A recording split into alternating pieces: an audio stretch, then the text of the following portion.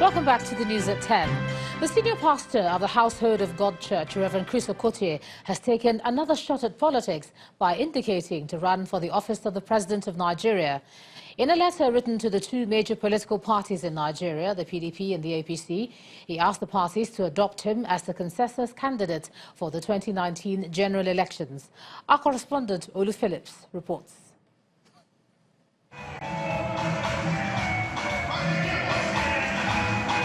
It's the Household of God Church, and certain features are a constant. Lots of singing, worship,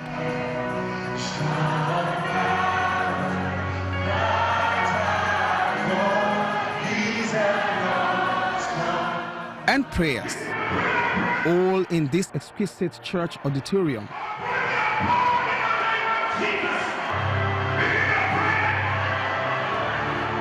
Not many, however, saw this coming until this moment in service when Pastor Okotie went political. Wait for it.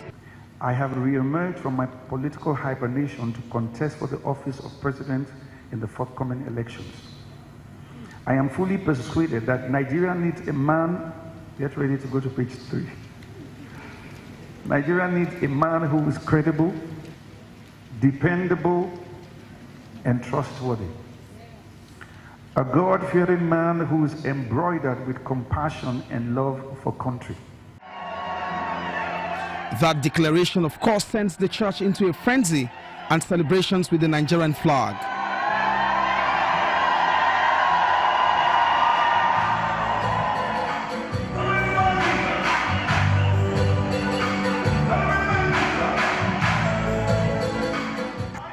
To his political ambition. So how exactly and on what platform will he achieve that?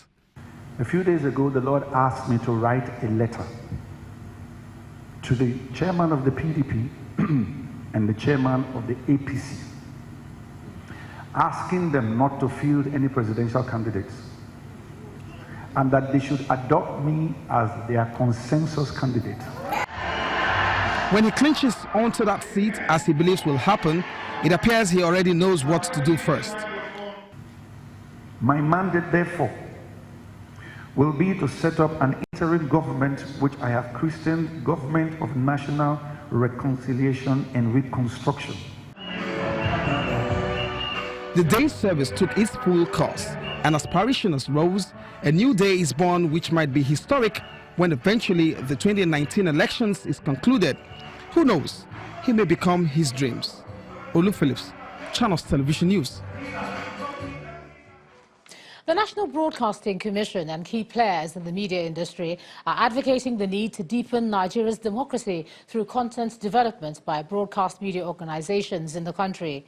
The stakeholders were speaking at the 2018 NBC Content Summit with the theme Broadcast Content Development, Deepening Democratic Culture in Nigeria.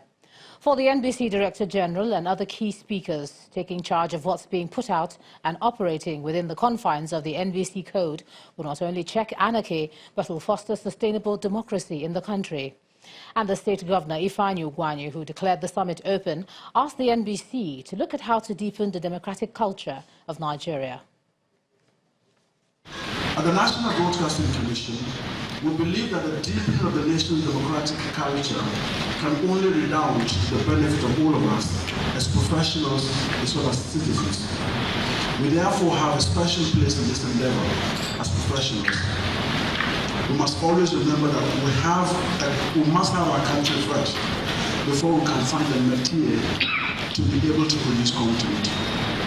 Yet, the types of content that we produce can either help to reinforce the nation's democratic credentials or can also negatively impact upon the democratic consolidation that we all desire.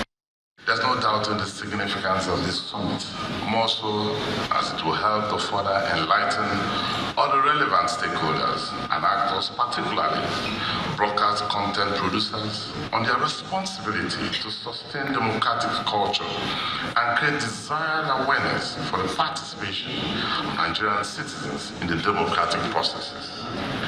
Deepening democratic culture in Nigeria will certainly, among other things, engender more peaceful and sustainable political development. The police in Ondo State have arraigned Seydou Adeyemi, the alleged murderer of the daughter of the former deputy governor of the state, Khadijat Uluboyo, before an Akure magistrate court. 27-year-old Seydou was paraded by the police along with other crime suspects in Akure after he was arrested for allegedly killing Khadijat and burying her in a shallow grave in his bedroom. Seydou was arraigned before the court on 2 charges of conspiracy and murder. The presiding judge, Magistrate Bombanuel, has however adjourned the case to July the 24th. The spokesperson of the Ondo State Police Command, Femi Joseph, speaks on the latest development.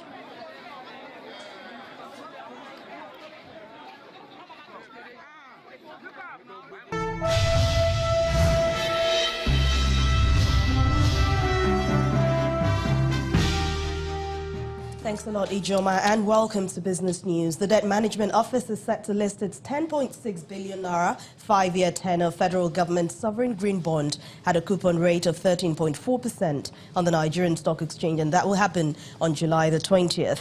The first tranche of the bond program is supported by a full allocation of proceeds to renewable energy and deforestation projects that qualify under Nigeria's domestic green bonds guidelines and international green bond classification. Nigeria's sovereign bond was rated GB1 or excellent by Moody's Investors Service in December 2017, while the DMO issued the maiden federal government green bond, the first to be issued by an African country within the same period. Green bonds are fixed income, liquid financial instruments used to raise funds for environment-friendly projects. And talking about raising funds, the Nigeria Liquefied and Natural Gas Limited plans to raise $7 billion from the global financial market to sustain its operation and increase production capacity from 22 to 30 million tons per annum. The managing director and the chief executive officer of NLNG, Tony Atta, says the fund is to cover the company's expansion program, construct a 7th train, and invest in the upstream gas sector in Nigeria. Renewed sell-offs across all 5 major sectors of the Nigerian stock market pushed the all-share index negative start for today. Let's join Chimeze Obiwagu for the details.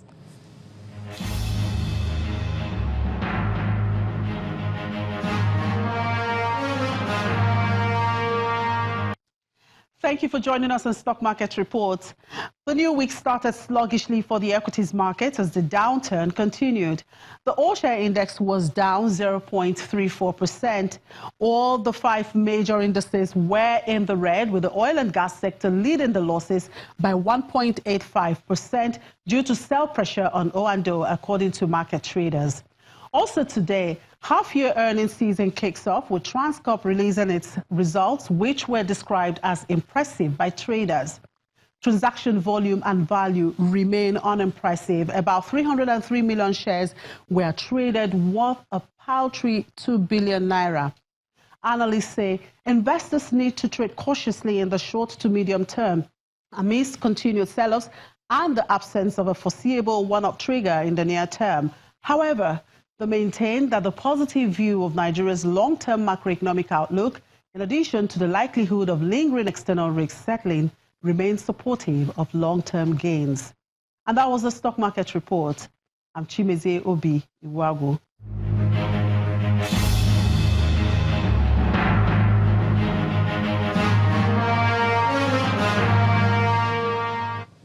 Thanks a lot, Chimeze. Mixed sentiments also dominated world markets today as global investors turned their attention to earnings season while monitoring a meeting between the United States and Russia. Let's see the numbers for today.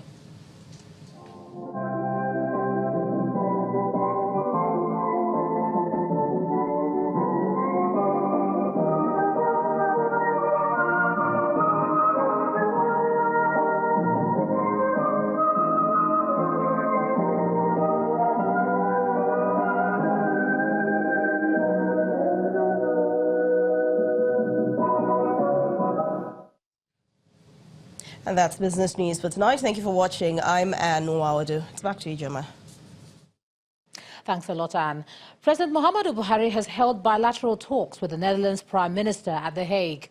The two leaders discussed issues relating to the fight against insurgency in the northeast, climate change, particularly the shrinkage of the Lake Chad, economic cooperation, the fight against corruption, and a range of other issues of mutual interest.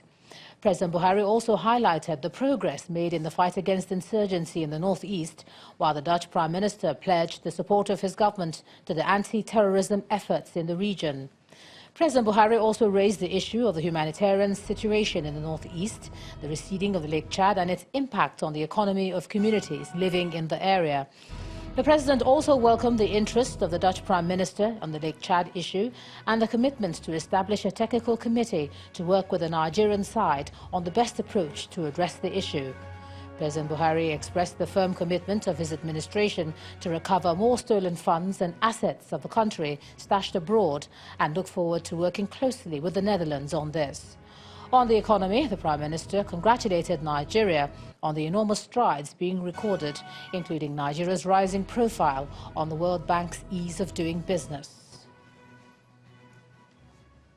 Now, in the current global economic climate, the insurance industry is one of the hardest hit. However, Skip Nigeria and the company Limited is able to celebrate 40 years of continuous success in the brokerage and reinsurance business in Nigeria.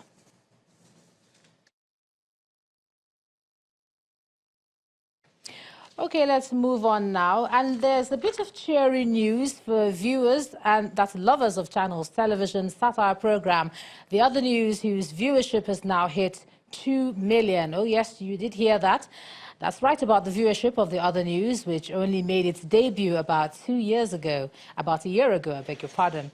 Now, according to Neil McCarthy, who partnered with Channels Television in conceptualizing the program, the first series did incredibly well and got between 1 million and 1.5 million viewers in its time slot. The biggest competition for the program was from football. By the end of the season 3, it was pulling up to 2 million viewers.